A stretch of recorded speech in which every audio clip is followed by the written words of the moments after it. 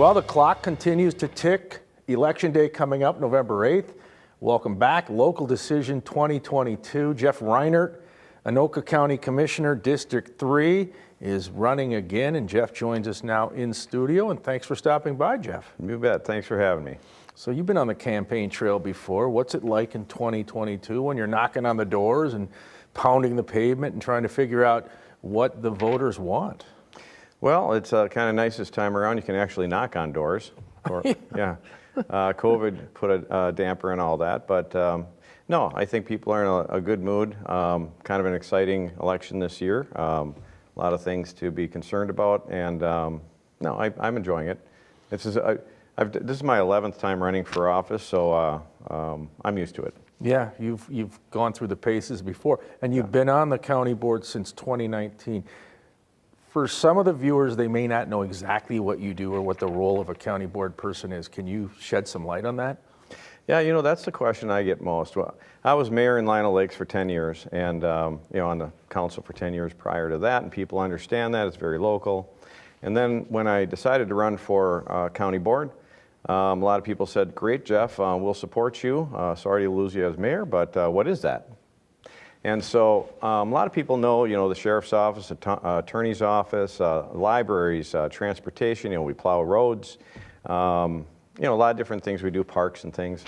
But a lot of people don't know the other side of it. And really what the county government is, it's primarily administrative for the federal and state government. At the federal and state government, you have Republicans and Democrats, and they argue about what's going to be done. And then at the end of that argument, they decide what they're going to do, and they allocate funds to do it, and they say, this is what we're going to do. And then most of that gets pushed down to the counties to actually implement. And so our positions are nonpartisan, and basically we work together, Republicans and Democrats, because we have to deliver the services. It does matter who is in those positions because there are billions of dollars being spent, and we have to decide how those dollars are going to be spent. So that's really county government is primarily the way I look at it, administrative. Anoka County, a large footprint from Linwood Township north all the way down to Columbia Heights south, a very diverse population. How do you serve everybody? Well, that's why we have 7 different districts, right? My district is, like you mentioned, Linwood, Columbus, Lino Lakes, Circle Pines, Centerville, Lexington, and part of Blaine. And so my area would be looked at as maybe touching a little bit of urban, but mostly rural. I've been in the area for 47 years, and so very much know the area, know the people, and so as far as me serving those people, I kind of blend. And so, but then, down in the southern part, you have people that, are more going to be able to do a good job down there and make sure that they get the services that they need. Minnesota State Highway 65, it's the lightning rod. It's the one thing, though, that everyone can agree on. It needs to get upgrades ASAP. Yeah. Any ideas on how this can all happen? Yeah, so I mean, this has been a project for literally decades. I mean, everyone knows. And so, but this time around, I mean, the county was very much focused on Highway 10. And for over a decade, we needed to, I forget how many dollars, it was $100 and some million. Actually, first thing I did when I was elected last time was went out to Washington, helped to lobby for the last $40 million. We did get it.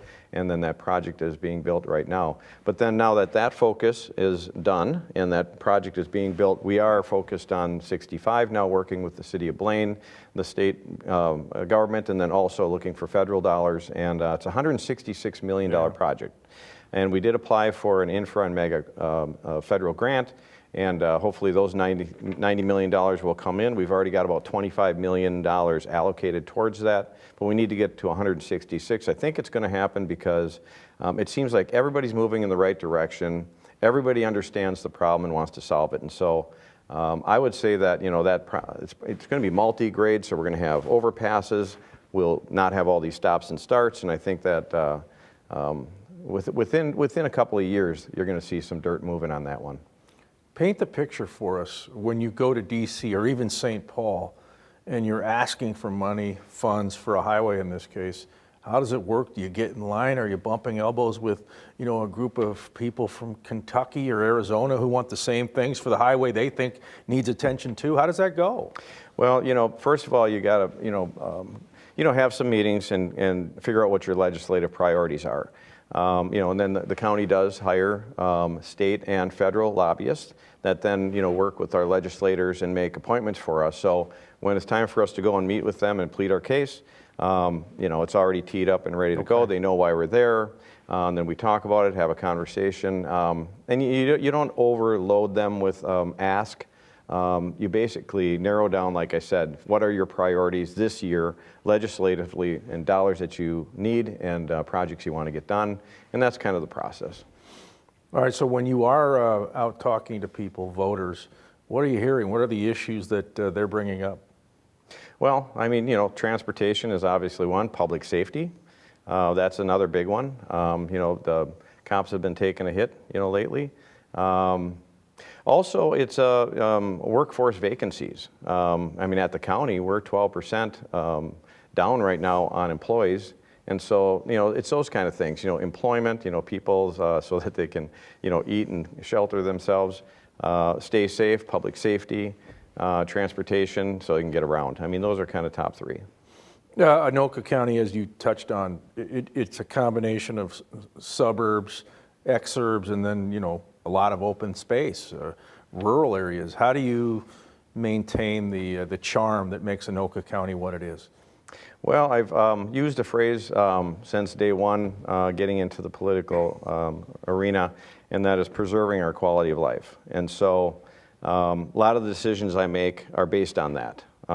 If it's urban or rural, what does it mean to them? And so if you're making a decision for people that live no matter where they live, what's going to, at the end, preserve their quality of life? Because I think that's what people that, live in communities and choose to live in a certain place, that's what they want at the end of the day. What about recruiting and retaining great staff and also paying these people, wages that can keep up with the rising inflation? Yeah, that's been, especially lately, because, we've got inflation, cost of living going up everywhere. But we have just done it's a Helios is the name of the company that we hired to do an analysis of our county jobs to see what is market rate and see if we are at market rate. And in the conclusion of that, it was 94%, 100% being at market rate. And we found out we're actually at 94% market rate. And so we're on our way right now to bringing ourselves up to at least market rate. We're going to decide after that, maybe after a couple of years, we catch up whether or not we want to go beyond that. But it's not just pay either. It is the environment, it's the workplace, and we do have some data on that as well, as far as how we can maybe make a better work environment for a lot of the people, because people don't always leave just because of pay. How, in your eyes, does Anoka County stack up with the other counties in the Twin Cities Metro? Is this place a hidden gem? Does it compete on equal footing? I realize population-wise you have different numbers, but how does it stack up? Well, it's kind of I might be a little biased. Yeah, I tease you up a little bit. Yeah. But no, Anoka County is a great place to live. It's, like I said, urban and rural. There's a lot of opportunities for employment here. And then I'm going to be biased again here, but the governance of the county is really responsible. We now 3 years in a row are going to have a flat levy, so 0% increase on our levy for 3 years in a row. But we do that because of the efficient way that we're running. COVID helped out, oddly enough, because now we're having a lot of people work from home, and so that's causing some efficiencies and actually increased productivity. Another thing we did just a couple of years ago, something I campaigned on actually when I first ran in 19, was doing some improvement to healthcare. So now we self-insure, and this is the second year in a row that we're seeing a 0% increase. But then, the other side of living in Anoka County and, why we might be better, I don't know, I think the people are just really down to earth. On the north side of town, really down to earth, good people. Board meetings, Yeah. public access, public comments. Sure. Should that be expanded in your opinion? Yeah, so when I was mayor of Lino Lakes, first thing I did is I brought back public comments at the beginning of our meetings. I just think that that's important. It's kind of the place where people can, at a city level. I saw that we're not doing that at the county level in the boardroom during the board meetings. And it was explained to me we have more of a legislative model where, like the legislature will have committees and then public comment is allowed there, but when they're on the floor actually taking action, no public comment. And so that's kind of the model we have. Could we do something different? I think so. Could we bring cameras into committee meetings? Possibly. Not always, though. Like I serve on the Parks Committee, and every single meeting is at a different place, maybe a pavilion at some park, and so that would be very difficult. But I think another thing we could do, though, is we could have more of a comprehensive social media plan. We do a lot of social media right now, but coordinate it better, I think. Speaking of parks and green space and things like that, can you make Anoka County even better? I know there's a lot of wonderful spots, but can you improve on it? Well, Or you can preserve improve it. Yeah, you can always preserve and make better. Yeah, I mean, there's a lot of parks that are still in development, and so, and especially as you move north, a lot of them aren't as developed as they could be. We're not a county that's completely developed yet. We're just, Hennepin, Ramsey, probably yes, but we've got a lot of room for improvement. These are polarized times in a lot of ways. When you are knocking on the doors, how are you greeted as a politician? I realize this is nonpartisan, but Yeah. how are you viewed? Well, I mean, I've been around a while now, and so people that know me, sometimes they recognize me, and it's only been a couple of times, though, really, this season. It's like maybe twice, where there was somebody that wasn't comfortable with me being there, or there was some kind of animosity because I'm a fiscal conservative, and so that doesn't fit everyone's profile. And so, yeah, it's only been a couple of times. I haven't run into too much animosity, though. How much ground have you covered? I know it's a large county, square mile wise, isn't it? Yeah. Yeah, so it's 455 square miles in Anoka County. 140 square miles is my representation, 7 cities out of 21. And that's because of the rural nature of most of my district.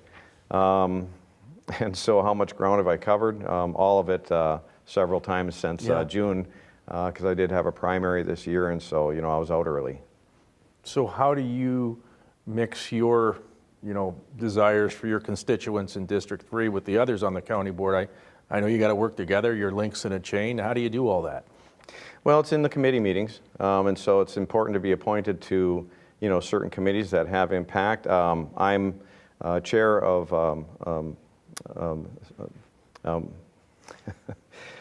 I'm chair of HS, and that's the biggest area actually in Anoka County. It has 1,000 of the 2,000 employees, and so yeah. So basically, in committee is where you talk about what you need for your area. All right. Before we let you go, tell the viewers why you should go back as a county commissioner, District 3. Well, like I said, I've been around for 47 years, so I know the area. I've got a lot of experience in elected office, all the way up the chain. I'm in my second term right now, so this will be my third term. I've completely enjoyed every minute at the county level doing this kind of work. It's just kind of at a different level. But I've also been a private business person for the last 35 years. Currently own a biotech company, and I'm not the scientist. I'm not in the lab, which actually gives me time to do this. But owning a business and having to make a payroll, and then on the county side or the city side, and knowing the public side. So the public and the private combination really allows me to sit in these committee meetings and make decisions that are comprehensive, that I think are good for all the residents. And so, yeah, I'd love for people to put me back in. I enjoy the heck out of the job. And want to know more, jeffreinert.com. All right, fair enough. Thank you for joining us, and good luck on Election Day. All right, thank you very much. All right, he's Jeff Reinert, running for Anoka County Commissioner in District 3. This is Local Decision 2022.